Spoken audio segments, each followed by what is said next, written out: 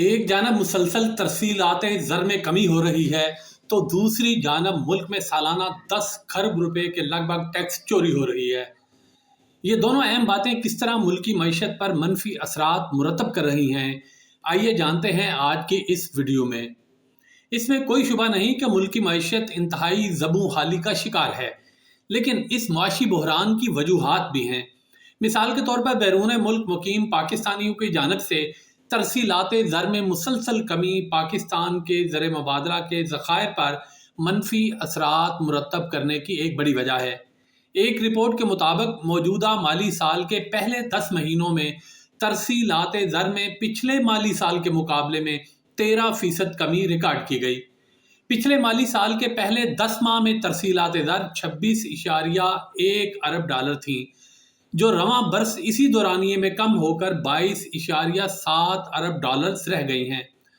خلیجی ممالک سے آنے والی ترسیلاتی زر میں 2.5 ارب ڈالرز کی کمی ہوئی ہے۔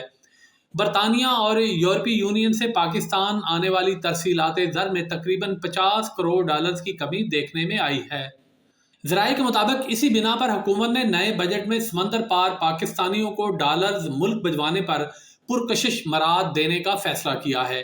اس حوالے سے متعلقہ محکموں نے ڈیوٹی فری یا کم ٹیکس پر گاڑیاں درآمد کرنے کی اجازت اور ہاؤسنگ اسکیموں میں کوٹا رکھنے سمیت متعدد تجاویز وزارت خزانہ کو بھجوا دی ہیں۔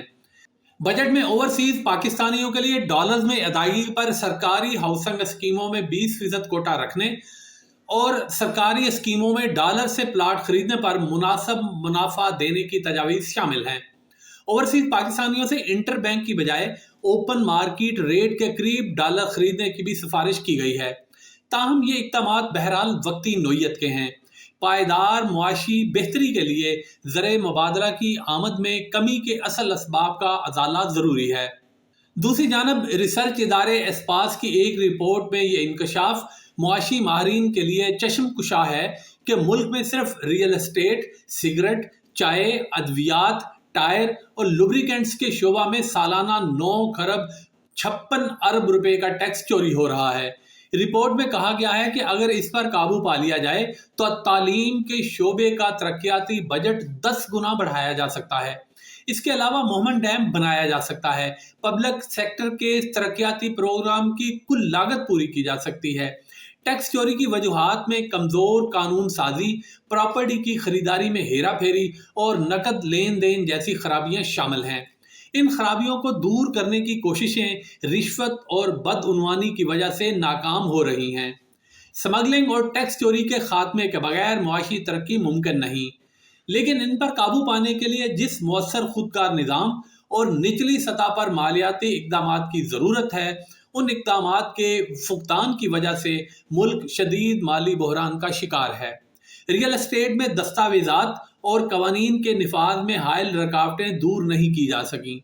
ٹائروں کی مارکیٹ کا 65% حصہ سمگل شدہ غیر قانونی ٹائروں پر مشتمل ہے۔ صرف 20% ٹائر مقامی طور پر تیار ہو رہے ہیں، باقی غیر قانونی طور پر درآمد یا سمگل ہو رہے ہیں۔ چائے کے شعبے میں ٹیکس چوری 45% ہے۔ ادویات کے سیکٹر میں سالانہ 60 سے 65% ٹیکس چوری سے قومی خزانے کو نقصان ہو رہا ہے۔ اگر قوانین پر سختی سے عمل درآمد کرا لیا جائے تو پاکستان IMF اور دیگر بین الاقوامی مالیاتی اداروں کے چنگل اور غیر ملکی قرضوں کے ناقابل برداشت بوجھ سے نجات حاصل کر سکتا ہے۔